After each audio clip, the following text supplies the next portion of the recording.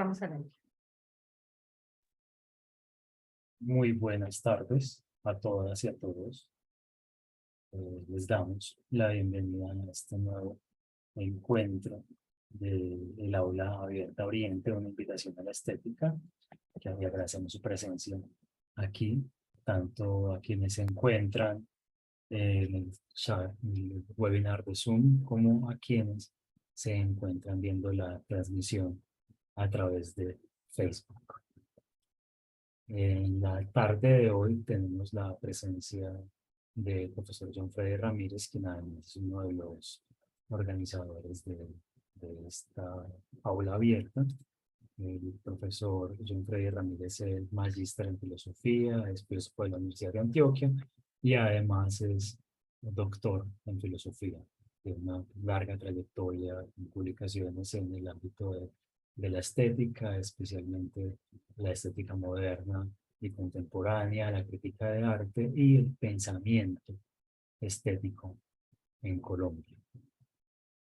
Su charla de hoy se centra en un autor que apenas está siendo conocido en nuestro medio, George Bertrand, y su tema es la experiencia estética.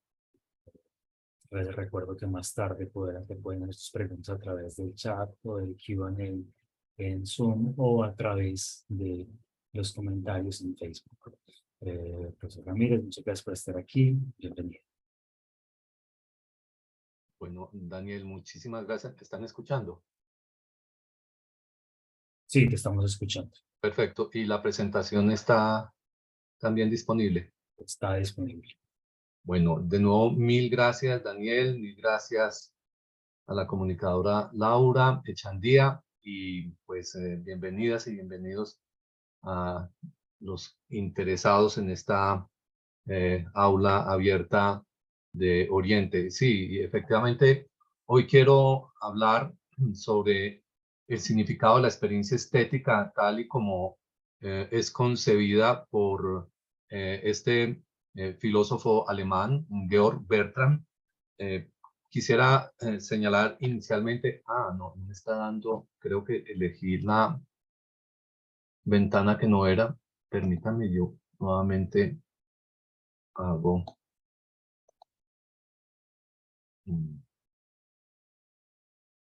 la conexión y lo abro y bien, entonces ¿están viendo ya el cambio de diapositiva? Sí, estamos viendo el cambio de diapositiva. Muy bien, ok, entonces Georg Bertrand, él es profesor en filosofía, su área es la estética y también la filosofía del lenguaje, es profesor en la Universidad Libre de Berlín. Pues ustedes lo pueden rastrear con una gran cantidad de artículos publicados desde finales de la década del 90 hasta nuestros días. El libro del cual vamos a hacer pues, el análisis de su idea de la experiencia estética es el arte como praxis humana. Yo quisiera indicar antes pues, de abordar el tema en cuestión que la tesis principal que está dominando toda la exposición de este interesantísimo libro es la forma como concibe y también discute el profesor Bertrand el concepto de autonomía artística. Él pues está, digamos que partiendo de la forma como ha sido concebida la idea de la autonomía artística durante la primera mitad del siglo XX y parte de la segunda mitad. Él considera que pues esa concepción de la autonomía artística presenta dificultades en la medida pues en que se muestra el arte como una esfera distante de las demás esferas de la praxis humana. Bertrand, por el contrario, va a demostrar en su libro que ese paradigma hay que invertirlo y propone, por lo tanto, que el arte efectivamente tiene un rasgo de autonomía, pero esa autonomía no se puede pensar apartándola de las demás praxis humanas.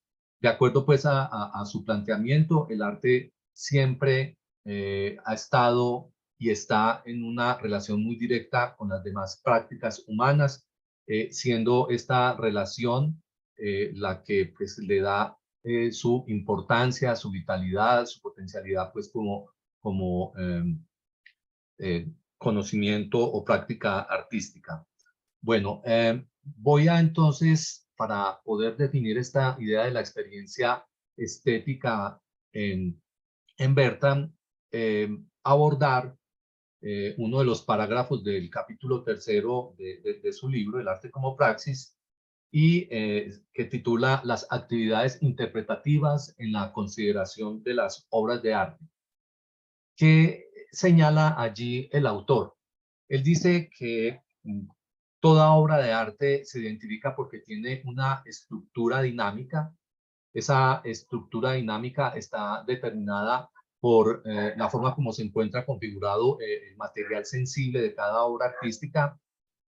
Aquí pues él está considerando que esa configuración sensible y material es activa, es vivificante, es inquisitiva y retadora en la medida en que es una buena obra de arte. Y por esa misma razón, y en virtud pues de esa estructura móvil, activa, vital, que él denomina estructura dinámica, considera que cada vez que estamos frente a una obra de arte, esta obra de arte exige por parte de los receptores una suerte, digamos, de negociación. Y la palabra pues es clave y él la va a emplear insistentemente a lo largo pues de su exposición. Esta idea de negociación pues ya nos sugiere a nosotros una, digamos, consideración de la obra en donde estamos transando con ella, estamos llegando a una especie de múltiples acuerdos, de intercambios, si se quiere, de discusiones, ¿cierto? No son asimilaciones directas, completamente limpias. El proceso, digamos, de encuentro y de consumo de la obra artística, pues está, digamos que, determinado por una serie de retos que pues vienen, digamos que sugeridos también por el interés que pueda tener el espectador o el receptor hacia lo que está mostrando la obra, tanto en su contenido como en su forma. Entonces, hablar de esa estructura dinámica, pues ya está implicando no solamente tener en cuenta la consideración de la obra de arte, sino también la consideración de aquellos que se acercan a la obra y hacen una apropiación de ella. Dice textualmente Bertrand, las configuraciones de las obras de arte tienen como punto de mira precisamente estas prácticas, pues que desde ya tenemos que denominarlas como prácticas interpretativas.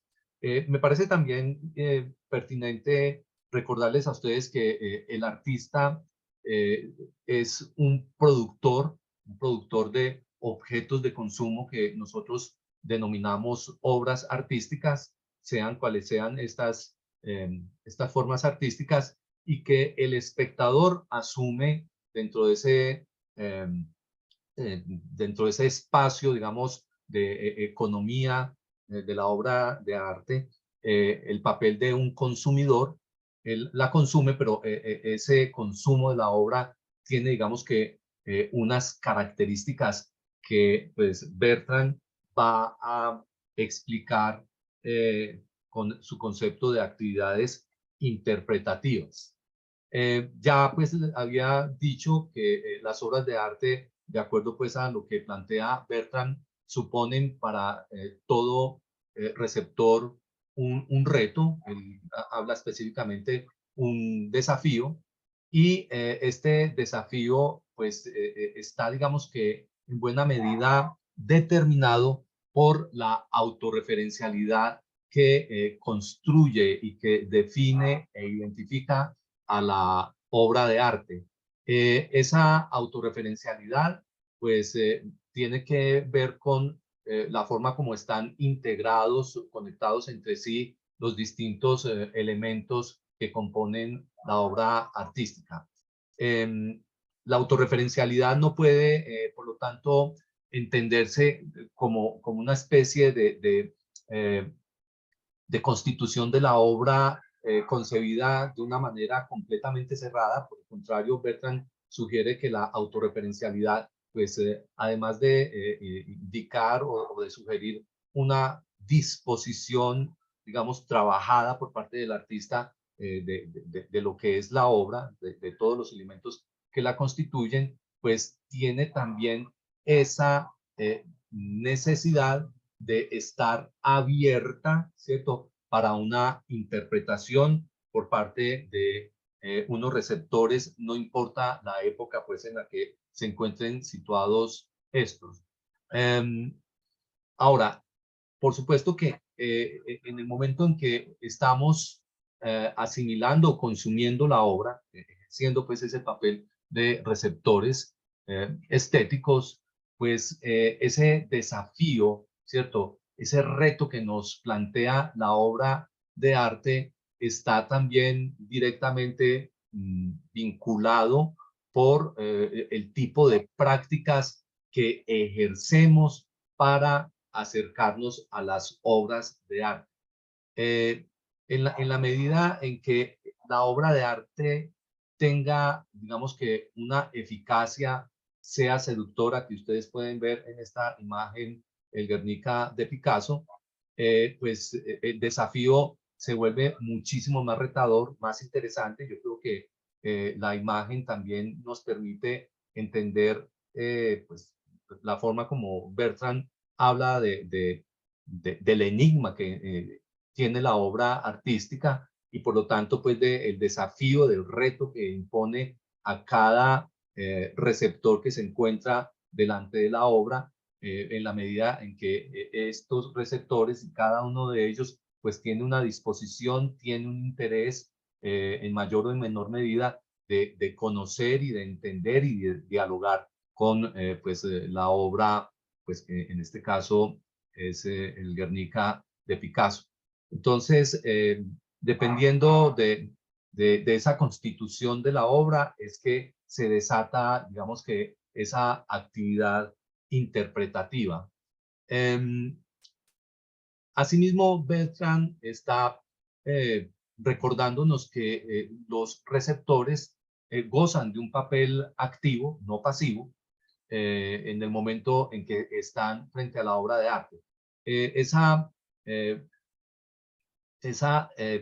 actividad, ¿cierto?, que muestran los receptores, pues dan cuenta también de un proceso co-creativo, ¿sí?, que acontece justo en ese momento en que abrimos el libro y empezamos a sumergirnos en la novela, en el cuento, o estamos viendo la serie que es de nuestro gran interés, o quizás frente ya a la obra pictórica, si nos encontramos en la galería o en el museo. Esta actividad productiva está, digamos que también desatada, ¿sí?, por los impulsos, inclinaciones que tenemos hacia la obra, por los intereses, ¿cierto?, que podemos, que nos conducen y que nos llevan realmente al encuentro con la obra. Y pues acá yo creo que cada uno de nosotros puede definir, dependiendo de los gustos estéticos que tenga, por un género literario, por un género artístico, decir qué es lo que le llama la atención de una u otra obra. Pero no solo, digamos que esa actividad productiva que se establece pues en el ámbito de la recepción de la obra está ligada al interés que tenemos por un género literario o un género artístico en general, sino que aquí también hay que añadir algo que para Bertrand es también muy importante y tiene que ver con los elementos o puntos específicos que muestra la obra, ¿sí? Esas dos dimensiones, ¿cierto? El interés que tenemos por ciertos géneros cinematográficos, el interés que tenemos por ciertos géneros teatrales, el interés que tenemos por cierto género literario, en fin, todo eso pues está determinando ya una predisposición, ¿cierto? Una activación muy especial frente a la obra que tenemos enfrente. Adicional a eso, también acá se activa, digamos que esa capacidad receptiva, pues dependiendo de los distintos elementos que están integrando ya de forma muy singular cada obra de arte. Entonces, Bertrand recalca que cuando habla pues de la estructura dinámica de la obra artística, que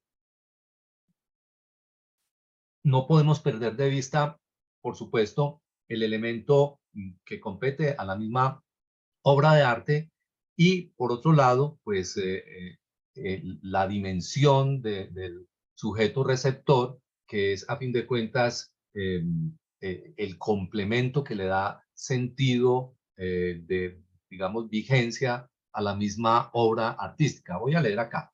La relación dinámica característica del arte está compuesta por la constitución autorreferencial de la obra y las actividades que realizan los receptores en cuanto a la asimilación de la obra. La dinámica de las obras de arte es parte de una dinámica integral en la que las obras de arte están mutuamente ligadas a las diversas consideraciones que provocan en los receptores. Esta dinámica no es cerrada, le pertenecen a ella pues otras prácticas humanas. Y quiero acentuar esto, ¿sí? Porque esas prácticas humanas van a estar, digamos que inicialmente pensadas por parte de Bertrand a partir de su idea de prácticas interpretativas. Las prácticas interpretativas para Bertrand, pues él dice que en su libro, pues describe 4 prácticas interpretativas: la corporal, la receptiva, y luego él va a hablar, perceptiva, perdón, la emocional y la simbólica. Pero él, digamos que va a hablar previamente de la forma como se desarrolla en términos muy generales esa actividad interpretativa. Él dice que para que una praxis realice una identificación de elementos o de los elementos que tiene una obra de arte, pues debe, digamos que, darse dentro de un ordenamiento que tenga sentido, que tenga un significado, y así es como pues él está, digamos que, determinando la praxis interpretativa, o sea, la actividad interpretativa. Yo quiero llamar la atención que Bertrand utiliza el término articulación, en el libro lo emplea, y en especial en ese capítulo tercero, que es el que estoy exponiendo, lo emplea continuamente, ¿sí?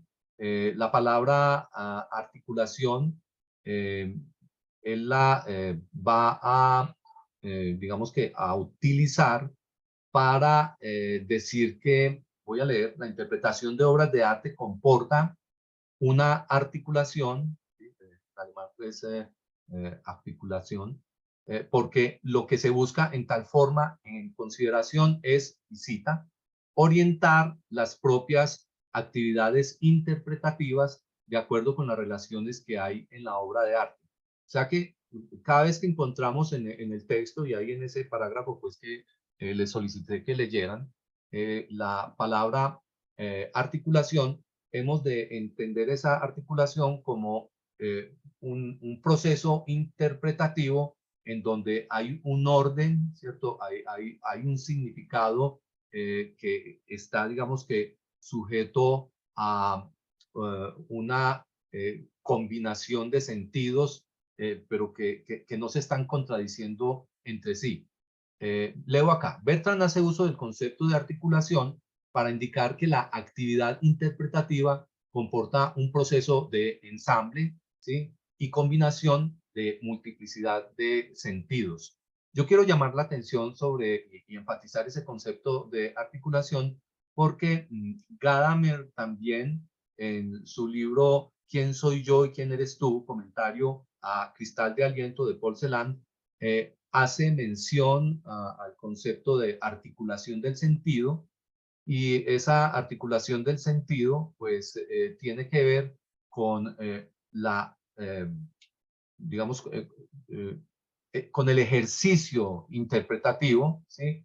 En donde quien hace esa interpretación se encuentra, digamos que, amparado en su tiempo presente, elaborando o digamos que experimentando la obra y sacando de ella una serie de significados y de sentidos, y jugando igualmente con el horizonte de producción de la obra, que pues digamos que podemos nosotros enmarcar ese horizonte en un tiempo pasado, pero también podemos enmarcarlo en un tiempo muy actual, ¿sí? Si estamos en contacto con una obra que recién es inaugurada o que está exhibiéndose en la galería o que recién acaba de salir al mercado, si estamos hablando quizás de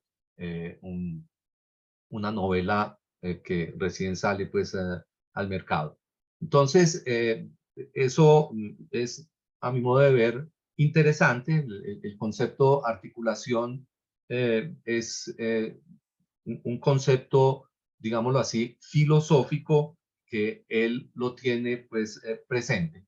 Bueno, vamos a hablar de estas 4 actividades interpretativas de los receptores. Voy a comenzar por la actividad corporal, pero permítame, antes de explicar lo que plantea Bertrand, señalar un par de cosas. La primera es que en el campo de la neurociencia, desde hace ya unos cuantos años, se ha venido señalando que ya nosotros no contamos solo con 5 sentidos, que pues además de la vista, el oído, el gusto y el tacto, nosotros tenemos la capacidad de la interocepción y de la propiocepción.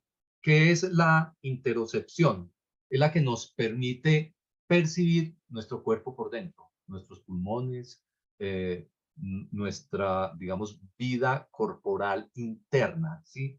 Esa, pues, de acuerdo a los estudios de la neurociencia, es otra facultad que tenemos nosotros, y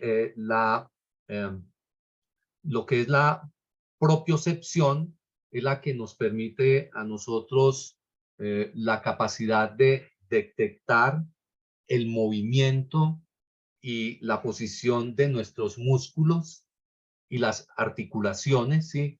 En el momento en que nosotros estamos haciendo ejerciendo una postura corporal o nos estamos desplazando. Esto es importante no perderlo de vista para poder entender la idea que propone Bertrand de las actividades corporales.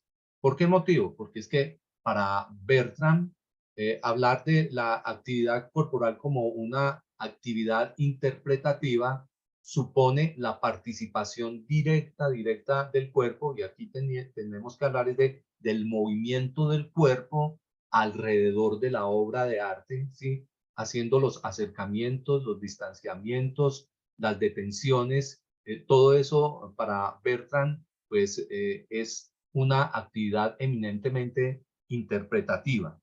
Yo quiero también citar a otro autor que es referido también por Bertrand, perdón, es Matthias Vogel.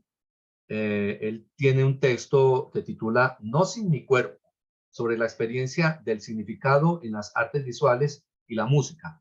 Y quiero compartirles el inicio de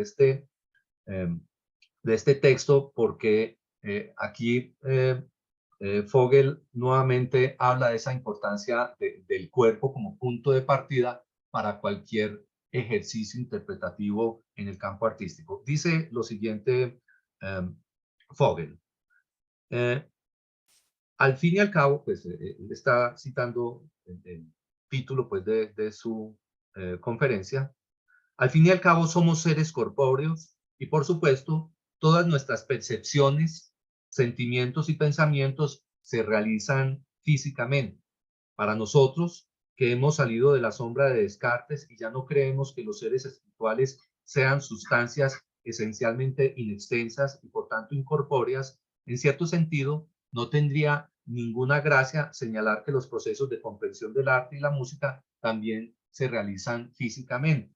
Sin embargo, en el contexto de una conferencia como la nuestra, uno debería tener derecho a esperar que desarrolle un pensamiento que vaya más allá de la base empresarial fisicalista de la filosofía actual de la mente. Y eso es cierto porque quiero defender una tesis más específica que la tesis de que todos los fenómenos mentales se realizan físicamente. Y dice, continúa pues diciendo acá Fogel. Un modo de enfocar esta tesis es decir algo más sobre el papel que desempeña el cuerpo en los procesos de comprensión estética, mientras que la tesis general afirma de forma no específica que todos los procesos mentales se realizan corporalmente. Me gustaría ir más allá y afirmar que hay procesos de comprensión en los que los movimientos corporales son la forma en que se manifiesta y articula una comprensión. Bueno, entonces, acorde a lo que plantea Fogel, podemos, digamos que, entender de manera un poco más clara lo que plantea a su vez Bertrand, ¿sí? Él dice que eh, el cuerpo tiene un papel protagónico, igual pues que lo plantea acá Fogel, en la asimilación de la obra de arte. Él pues toma como referencia la experiencia musical y dice que la toma en consideración interpretativa de una pieza musical ocurre muchas veces a través de un movimiento simplemente de los dedos, ¿sí? Llevando probablemente el ritmo o el movimiento de las manos o mediante el balanceo de nuestro cuerpo. Él pues no solamente se detiene para hablar de la actividad interpretativa corporal apelando a la música, sino que él también habla de la experiencia receptiva en el campo escultórico y también arquitectónico. Él también pues va a mostrar que ese movimiento que realiza nuestro cuerpo desplazándose por la obra, por la escultura, que pues ustedes pueden ver en la parte de abajo una de las esculturas de Botero, ¿sí? Estamos acá frente a la Esfinge. Y pues el espectador, en la medida en que hace ese recorrido, va de un lado al otro, va analizando el volumen igualmente de la escultura, digamos que juzgándola de frente, sus aspectos laterales, detrás, tocándola incluso, pues está ejerciendo esa actividad interpretativa. Pero fíjense ustedes que hay algo mucho más interesante y que va a ligar esta idea de la corporalidad o de lo corpóreo en el ejercicio interpretativo de las obras de arte con lo que ya Bertrand va a denominar las actividades perceptivas. Eh, Permítame, antes de también acá explicar la forma como concibe Bertrand estas actividades perceptivas, hacer mención a Alba Noe, que es un filósofo, ¿sí? Él, él es un filósofo externalista.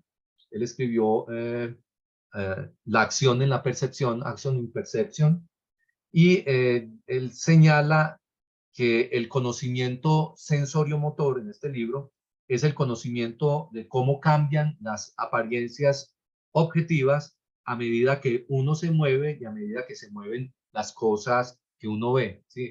El movimiento juega un papel importante, pero también dice él que el conocimiento sensible o sensorio-motor, más específico con ese término, también es una cuestión de saber el cómo en lugar de saber el qué.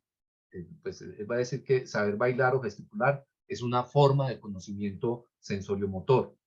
Y también pues él va a decir que la experiencia perceptiva es el resultado del ejercicio corporal práctico del conocimiento sensorio-motor de nuestro cuerpo. Ahora bien, ¿qué es lo que va a agregar Bertrand? Bertrand nos va a decir que estas actividades perceptivas son quizás las actividades que más se han estudiado al momento de discutir, de analizar los procesos de recepción de las obras artísticas. Sin embargo, él va a criticar aquellas posturas que plantean que las percepciones tienen un papel eminentemente pasivo en el momento en que estamos nosotros encontrándonos frente a la obra de arte. Pues, algo así como que si nuestra mirada se activara de manera automática en el momento en que estamos viendo una, una obra pictórica cualquiera, pues en una galería o en este caso en el museo, pues como la imagen que aquí estamos viendo. Pero él dice que por el contrario, allí en ese despliegue perceptivo hay una gran actividad, ¿cierto? Por parte de nuestra mirada, por parte de nuestra capacidad auditiva, por parte también de nuestra capacidad sensorial, dado el caso que podamos tocar esa obra artística, y eso ya también determina una posibilidad o una ampliación, digamos, en la gama de las interpretaciones que nosotros efectuamos respecto a la obra de arte. Y voy a leer.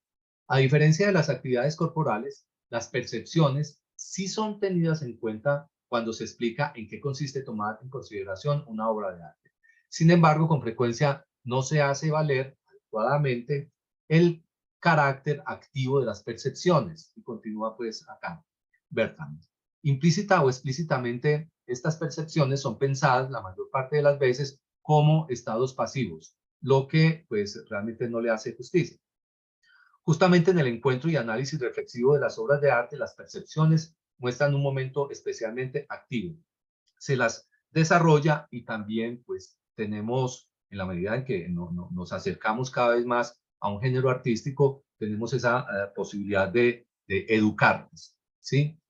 Las actividades perceptivas entran en juego en el encuentro y en la interpretación que hacemos de las obras de arte. Bueno, aquí tenemos pues varios ejemplos o dos ejemplos concretos, una puesta en escena, una actriz que está delante del público y ustedes pueden ver allí la mirada atenta de los espectadores, y en la otra imagen pues vemos acá a un espectador que tiene pues acá esta posibilidad de estar tocando, palpando la obra y haciéndose una idea, digamos que más específica de lo que esta obra muestra pues como propuesta interpretativa. Bien, voy a pasar a la tercera actividad interpretativa que tiene que ver con las actividades emocionales, pero antes de abordar la forma como las concibe Bertrand, yo quisiera citar a Susan Langer. Susan Langer mm, tiene en su libro Nueva Clave de la Filosofía un análisis muy interesante de las emociones, de la forma como se desarrollan las emociones a través del encuentro con las obras de arte, y se detiene a analizar pues específicamente cómo la música educa las emociones del ser humano. Voy a leer un pasaje y es este. Una sucesión de emociones sin relación unas con otras no constituyen una vida emotiva, como tampoco el funcionamiento discontinuo e independiente de órganos reunidos bajo una piel sería una vida física. El gran oficio de la música es organizar nuestra concepción del sentimiento en algo más que una conciencia casual de tormentas emocionales, es decir, es darnos una visión de lo que de hecho pudiera llamarse la vida del sentimiento o unidad subjetiva de experiencia. La música hace esto con el mismo principio que organiza la existencia física, en un proceso biológico, el ritmo. Bueno, entonces esa cita me parece a mí muy orientadora para entender lo que dice Bertrand acerca de esta actividad interpretativa que surge a partir de el uso de nuestras emociones en relación con las obras artísticas. Voy a leer acá. Quien lee una novela o ve una película debe dejarse envolver emocionalmente para comprender aquello que está considerando. Esto es especialmente claro cuando los receptores se ocupan de algo insólito. La apropiación de acontecimientos extraños puede ser una traba para abandonarse a la obra de arte. El receptor o la receptora no desarrollan en esos casos las actividades de naturaleza emocional que se necesitan para la comprensión de la obra de arte. Por lo tanto, debemos realmente entender, debemos estar dispuestos, debemos, digamos que, convertirnos en una suerte de cómplices en relación con la obra artística para que de esa manera nuestra emoción pueda conectarse pues con la trama de la película, con la propuesta que se encuentra plasmada en el lienzo o para entender las metáforas que están siendo desbrozadas en los versos del poema que estamos escuchando o leyendo. Igualmente dice Bertrand que los receptores comprenden la obra siguiéndola como una configuración que debe ser, miren ustedes, articulada, o sea, ordenada, interpretada, ordenada, con un sentido y una coherencia por medio de tales actividades. Por ejemplo, perdón, voy a tomar agua. Por ejemplo, comparten los sentimientos de una protagonista, se escandalizan ante el comportamiento de otro personaje, se preocupan o se mueren de miedo. Bien, tales reacciones emocionales deben ser entendidas como actividades propias de los receptores y representan, por consiguiente, una forma específica de interpretación de las obras de arte. Bien, aquí tenemos entonces, digamos que definida esa actividad interpretativa emocional y pasamos a la cuarta y última actividad que define Bertrand, que son las actividades simbólicas. Bueno, como pues estoy haciendo con las otras explicaciones de las actividades interpretativas, quiero previamente aquí traer a colación a dos autores. El primero de ellos es Frank Sibley. Este autor también es citado por Bertrand y hay algo interesante en un artículo que escribió en 1959 que se titula Conceptos estéticos. Allí Frank Sibley señala que los conceptos de gusto o conceptos estéticos son todas aquellas palabras que nosotros empleamos para expresar nuestros gustos y percepciones respecto a una obra de arte, ¿sí?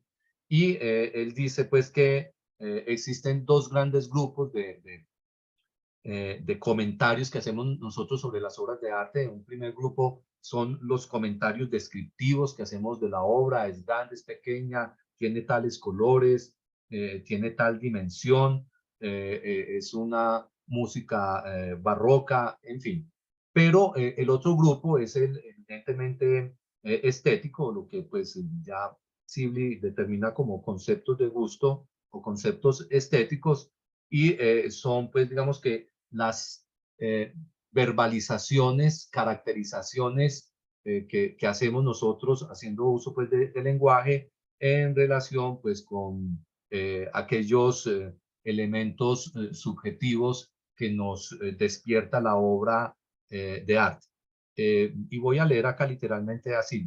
También decimos que un poema está muy unido o es profundamente conmovedor, que un cuadro carece de equilibrio o tiene cierta serenidad y reposo, o que la agrupación de las figuras crea una extensión excitante, que los personajes de una novela nunca llegan a cobrar vida, o que un determinado episodio da una nota falsa. Bueno, el otro autor que quiero también acá evocar antes de explicar estas actividades simbólicas es Cassirer. Cassirer, en su antropología filosófica, nos indica que el hombre es un animal simbólico, que la civilización es producto de esa actividad simbólica, que la cultura dentro de la que nosotros habitamos está tejida por una gran una red enorme de construcciones simbólicas, y dentro de esa red de construcciones simbólicas pues se encuentra el lenguaje. No podemos perder de vista que Bertrand es un filósofo del lenguaje y él le otorga también un especial interés a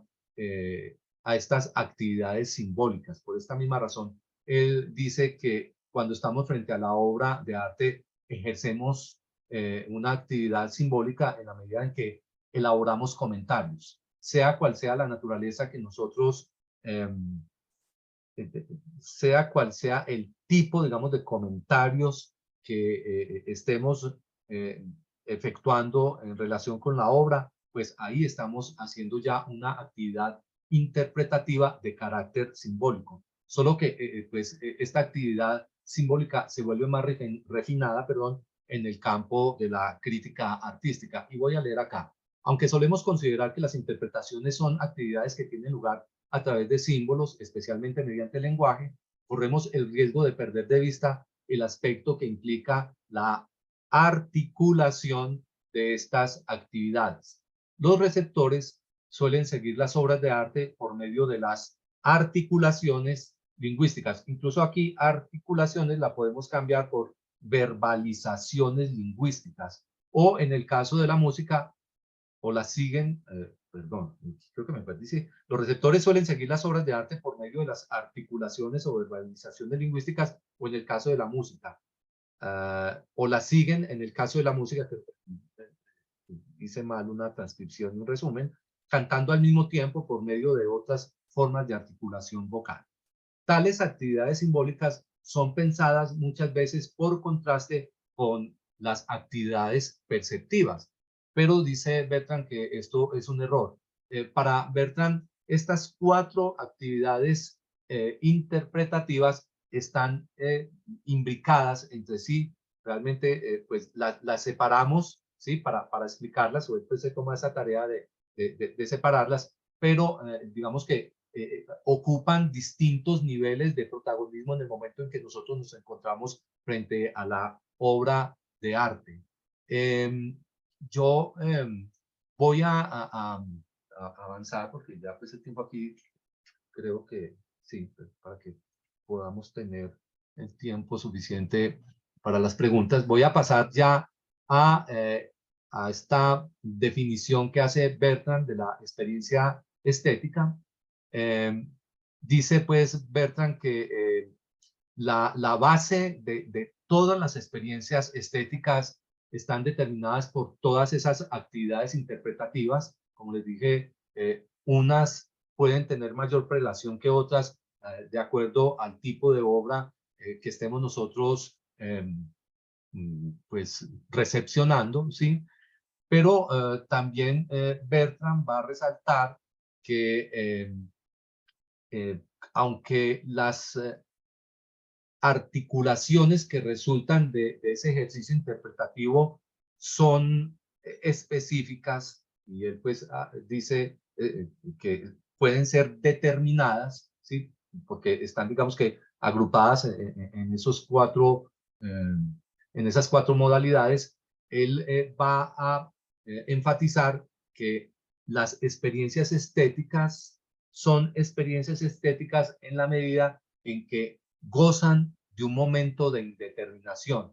Y esa indeterminación hemos de entenderla como aquella, tal y como lo plantea pues Kant, al hablar de las ideas estéticas, que son ideas que dan mucho que pensar, que nunca se agotan. Por lo tanto, cada vez que nosotros nos acercamos a la obra de arte, y haciendo uso de estas actividades o capacidades interpretativas, pues siempre habrá algo nuevo que desde lo sensorial, desde lo perceptivo, desde lo corpóreo, desde lo simbólico, desde lo emocional, empieza a revelarse. La especificidad de la experiencia estética, también lo dice Bertrand, ya no la debemos evaluar a partir de la experiencia de algo particular que tenga la obra de arte. Verbigracia, si estamos frente a la Mona Lisa, Bertrand dice que pues el encuentro y el momento, digamos, de abstracción estética, si me permiten emplear esa expresión, no la conduce de forma única la sonrisa pues que emana del rostro de esta enigmática mujer, y tampoco podemos nosotros determinar el significado de la experiencia estética por esa mirada penetrante que muestra la obra de Rembrandt, el hombre de yelmo de oro, el hombre del yelmo de oro, o tampoco podemos nosotros decir que que hemos hecho una inmersión estética en la obra de Pollock porque pues entendemos y disfrutamos de su propuesta artística a partir pues del desarrollo de su técnica del dripping, ¿sí? Bertrand piensa que esa forma, pues como la estética clásica, ha valorado el significado de las obras de arte y el significado de la experiencia estética no es la más acertada, y sobre todo porque él muestra, sobre todo con la experiencia de las obras de arte contemporánea, que realmente no existe un solo punto de interés cuando nosotros nos encontramos frente a la obra de arte. Hay momentos en que lo puramente sensitivo es lo que nos atrapa, pero hay momentos en que lo corporal, ¿cierto? La movilidad, el movimiento que tenemos desplazándonos, digamos, invita a una inmersión espacial con respecto a la obra de arte. Estoy pensando probablemente acá en una escultura minimalista. Hay momentos en que el elemento simbólico, si estoy delante de la Mona Lisa, se activa mucho más que las otras actividades interpretativas. En fin, entonces él dice que esto es lo que pues pone en suspenso y cuestiona esta idea, digamos, moderna de lo que se ha tomado como la experiencia estética. Voy a leer acá este pasaje. Las diferentes reactualizaciones de las constelaciones genéricas. Cuando él habla de constelaciones genéricas, está hablando de géneros artísticos, literarios, musicales, teatrales, cinematográficos, etcétera, que se experimentan estéticamente, no tienen ningún punto de referencia fijo y unitario. Cada espectador, cada receptor está frente a la Mona Lisa y se siente atrapado por distintos elementos, ¿sí? Y no necesariamente por la sonrisa de la Mona Lisa, elemento compositivo a partir del cual se han generado ríos y ríos, digamos, de escritura, procurando pues descifrar esa sonrisa enigmática. Bertrand dice que la especificidad de la experiencia estética radica en aquello que es común en todas las actividades interpretativas que realizamos los receptores frente a la obra de arte. Entonces la pregunta que surge acá, ya pues me estoy acercando al final, es saber cuál es ese carácter común o familiar que acontece cuando estamos realizando esas actividades interpretativas dentro de las que se envuelve lo que pues estamos aquí procurando definir como experiencia estética. Fíjense ustedes en algo, y eso también lo refiere Bertrand.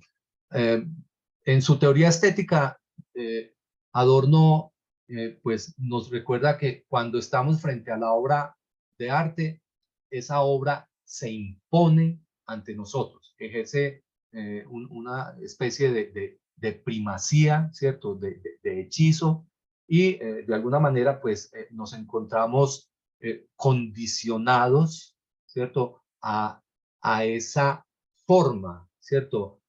Digamos que a la obra tal y como se está, digamos que, mostrando, revelando ante nosotros. Sin embargo, Bertrand es muy cauto pues, aun cuando él evoca ese concepto o esa expresión de Adorno, la primacía del objeto, él pues también se apresura a indicar que, pues, por supuesto, la obra de arte demanda, ¿cierto? Unas condiciones a partir de los mismos elementos, a partir de su propia, digamos, autorreferencialidad, que es a partir de lo cual nosotros entramos y digamos que nos acomodamos y modulamos nuestra interpretación en relación con esa obra de arte. Y ahí justamente es donde Bertrand va a decir que no es una absoluta primacía del objeto lo que entra allí en juego, sino que ahí también está, digamos que presuponiéndose esa actividad interpretativa del sujeto. Voy a leer acá este pasaje. No debe entenderse como si el objeto artístico se impusiese de forma absoluta frente a los sujetos. Esta primacía debe pensarse sin perder de vista la doble relación dinámica ya antes explicada, la autorreferencialidad de la obra y la actividad interpretativa del receptor. Yo creo que otro autor que nos ayuda a entender esta idea de primacía del objeto, ¿sí? Es Martin Sell.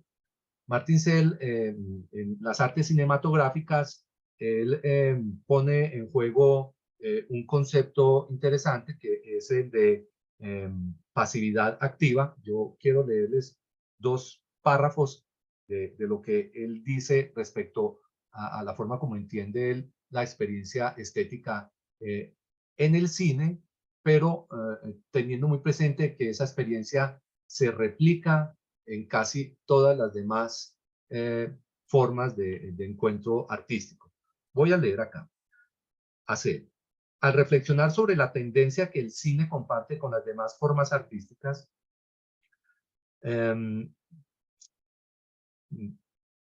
indico que las buenas obras ofrecen lo que presentan de una forma que incita a sus lectores, espectadores u oyentes a adoptar un modo sensorial de captación que es fascinante y liberador al mismo tiempo. A diferencia de otras formas de pensamiento, estas obras provocan en quienes las perciben una activación de su receptividad y espontaneidad, una activación de su susceptibilidad y sensibilidad que se unen a sus facultades imaginativas y cognitivas. Y continúa pues acá Martin Sell. Él dice, pasividad activa es el término crucial en este caso.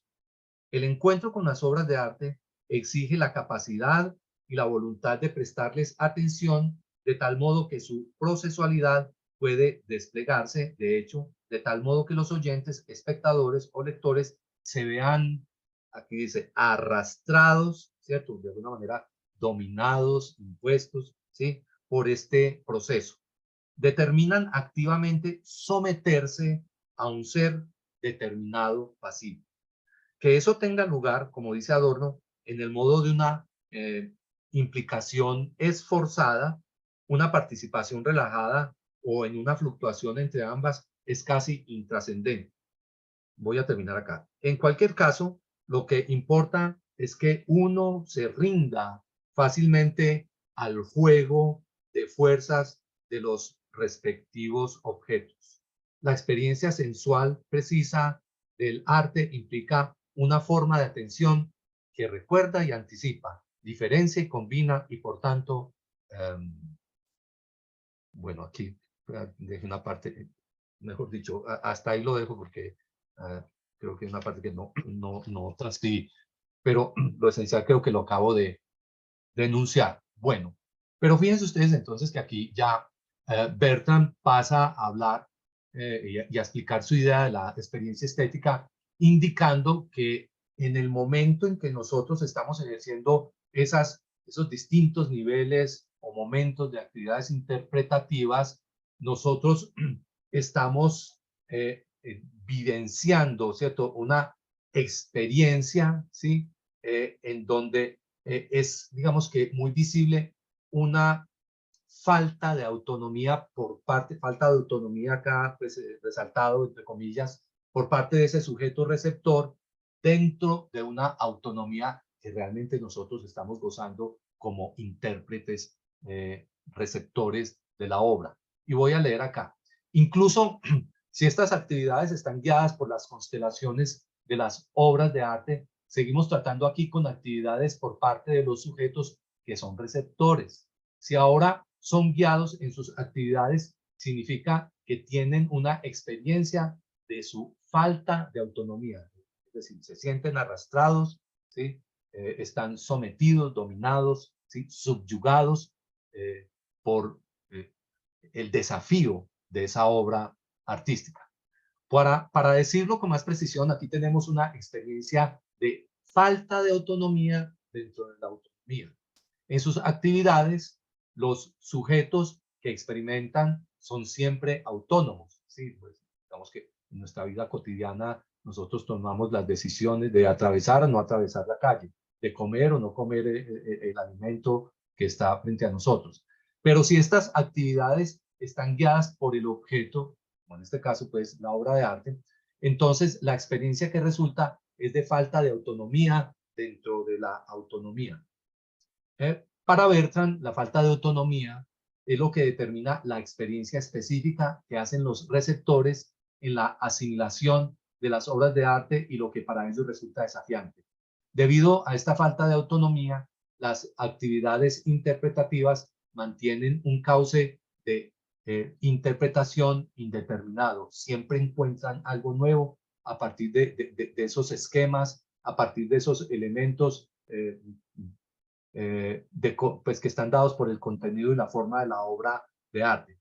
La variedad de actividades interpretativas son distintas, sus distintas dimensiones, perdón, no contradice la indeterminación de la experiencia estética. Cada vez que nosotros hacemos una revisita al artista y a la obra que nos fascina y que está en el museo que solemos nosotros igualmente visitar, siempre hay algo nuevo, ¿cierto? Hay una lectura, una interpretación nueva que nos sugiere. Y eso depende de nuestro estado de ánimo, de nuestras asimilaciones, de la disposición que tengamos nosotros en ese día y en esa hora. De ahí que la experiencia estética no puede ni debe ser discernida a partir de la determinación de actividades o de sus, en cada caso, diferentes puntos de referencia. Bueno, y cierro con esto, que es la tesis, pues, con la que termina ese parágrafo que está en el capítulo 4 del arte como praxis por parte de Bertrand. Las experiencias estéticas son experiencias que se hacen a partir de actividades propias. Aquí, actividades interpretativas propias realizadas por cada sujeto receptor. Estas actividades interpretativas están unidas a relaciones que ellas continúan de manera no autónoma. Estas relaciones son sugeridas por la composición de la obra, ¿sí?, por el contenido de la obra, por los elementos técnicos que tiene la obra, bueno, por todos los elementos que la configuran.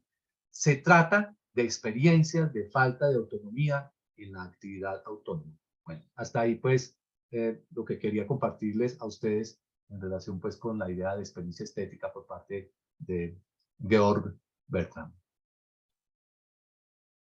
Muchas gracias, John, por la presentación. Vamos a abrir un espacio para preguntas en este momento. Recuerda que la pueden hacer a través del chat de Zoom o también a través de los comentarios de Facebook.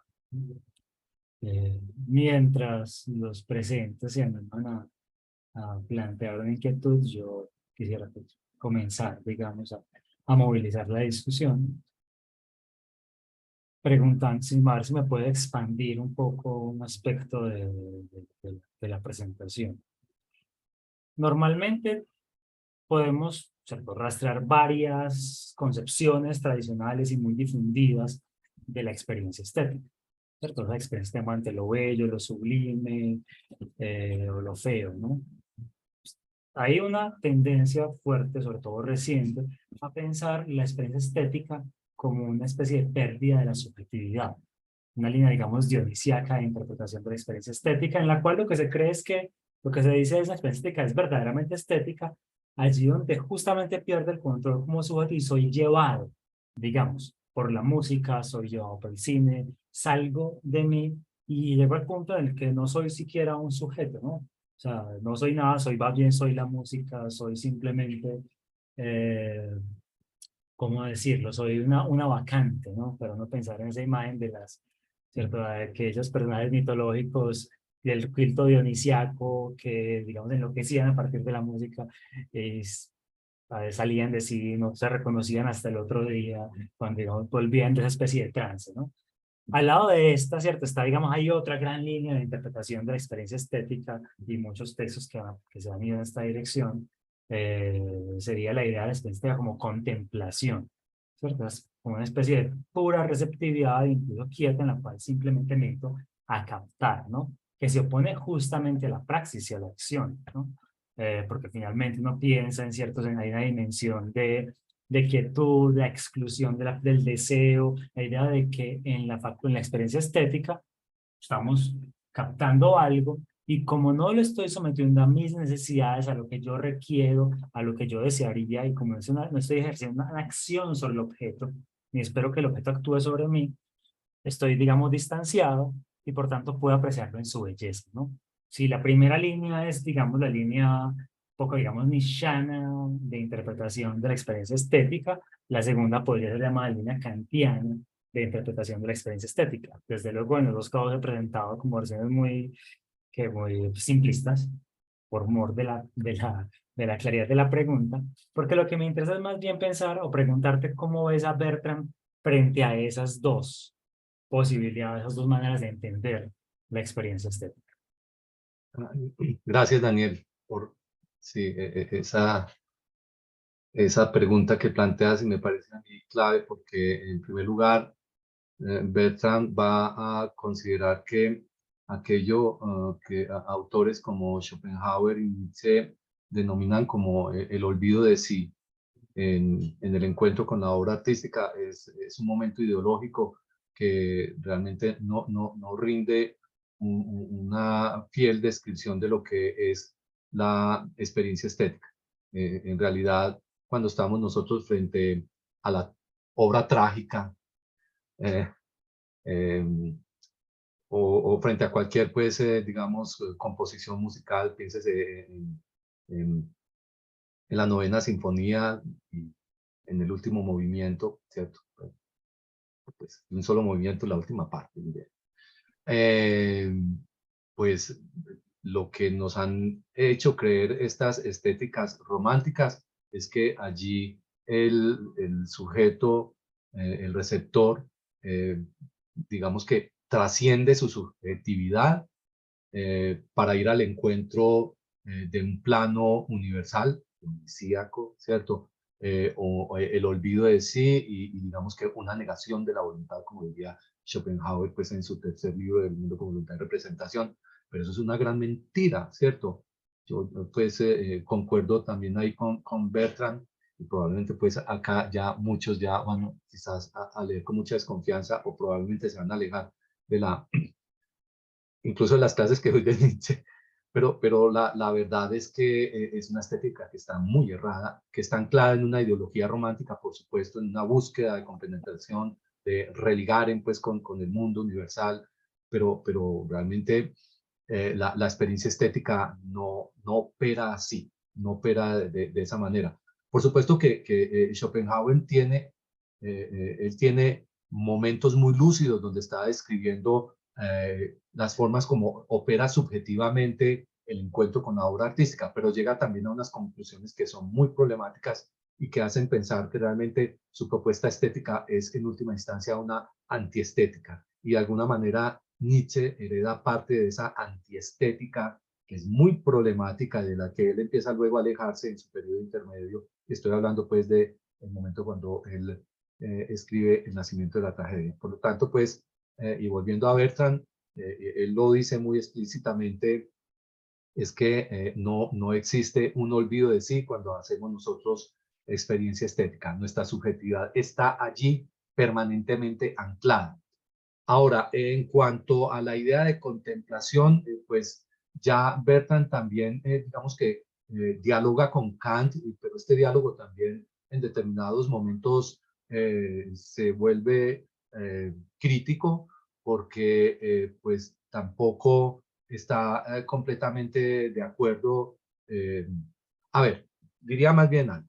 Él tiene muy claro, Bertrand, que la experiencia estética está fundada en la idea de experiencia estética que plantea Kant, ¿cierto? Y cuando él habla de los juicios estéticos y la forma como se dan estos juicios estéticos, ¿sí? En la medida que estos juicios no están determinados ni por conceptos específicos, ni están determinados por em, eh, una determinación práctica o una consideración ética también concreta, ¿sí? Allí la imaginación y el entendimiento están en un diálogo. Incluso Bertrand se toma también la tarea de advertirnos y ahí es donde disiente pues con Kant, que no hay un juego armonioso cuando estamos nosotros ejerciendo la actividad interpretativa.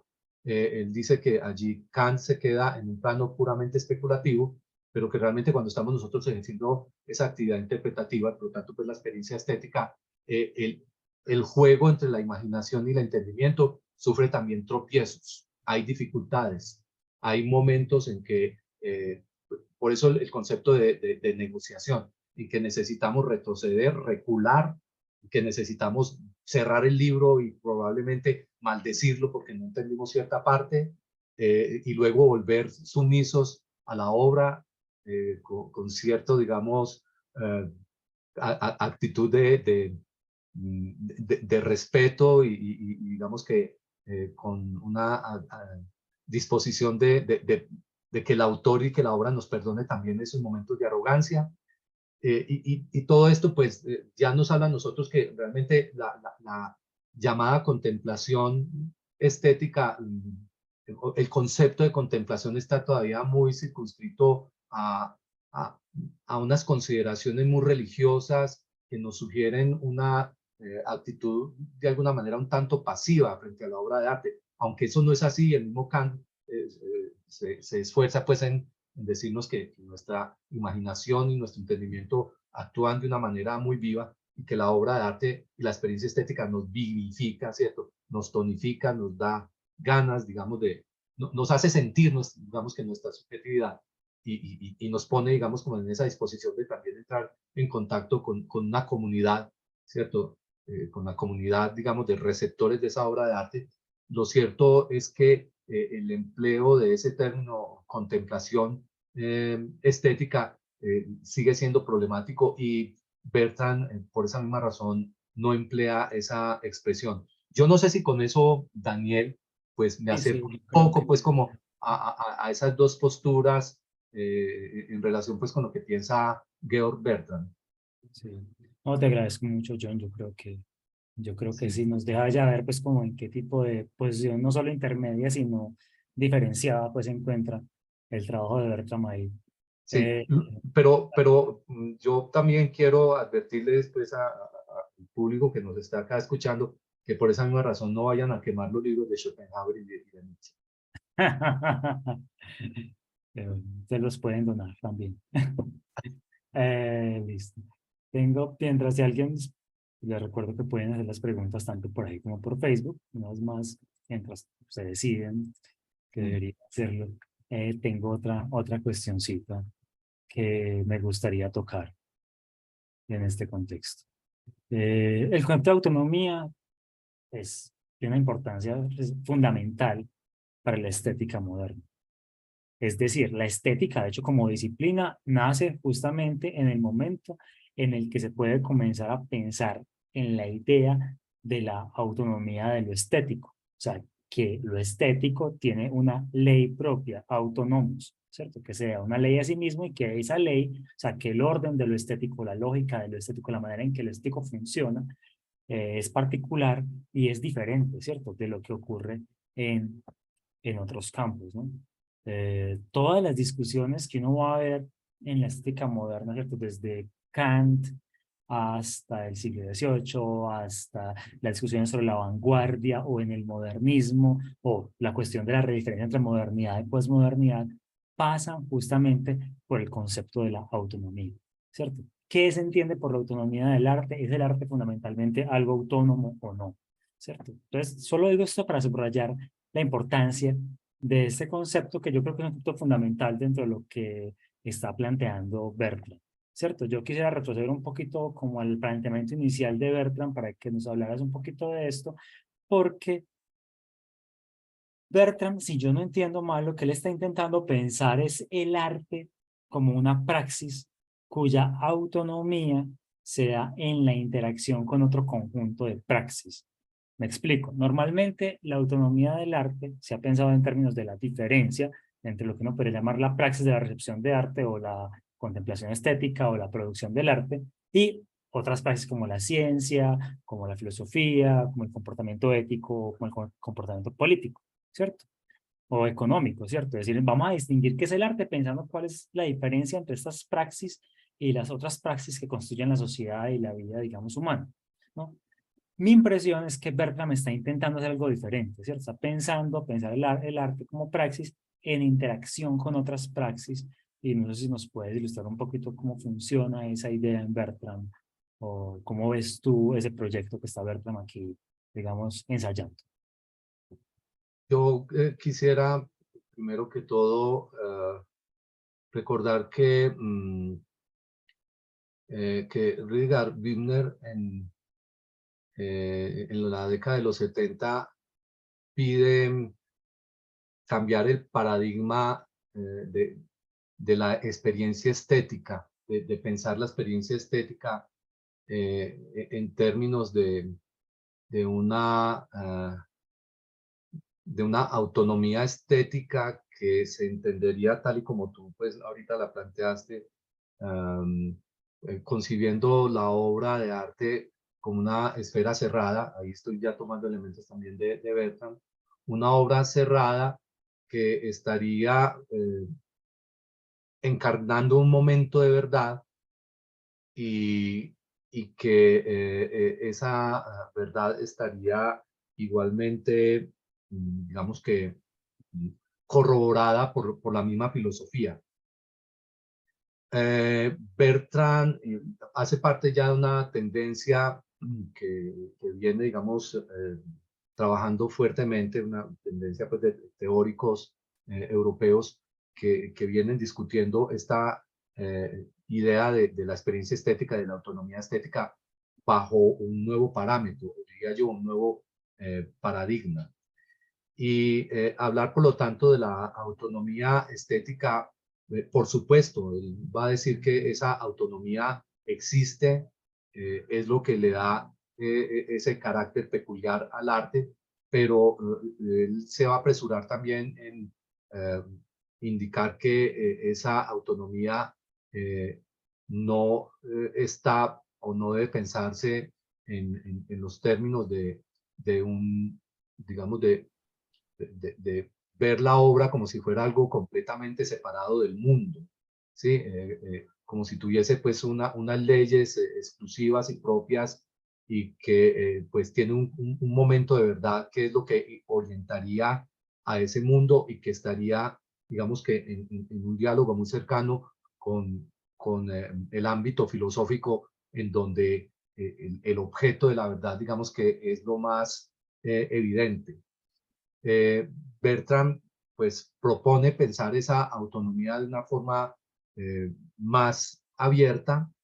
La autonomía del arte, yo creo que ya podemos empezarla a comprender de alguna manera haciendo uso de este concepto de experiencia estética, porque Bertrand incluso siendo gadameriano, él discute con Gadamer y él considera que la idea de tener la idea de la experiencia estética como paradigma de la experiencia humana es hacer perder también un aspecto muy característico de la experiencia estética que tiene que ver con esta falta de autonomía que vivencia el receptor,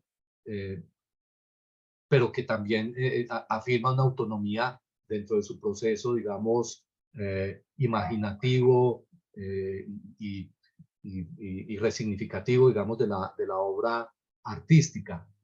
Por lo tanto, acá ya no se trata de pensar, por un lado, la experiencia estética como paradigma de todas las experiencias humanas.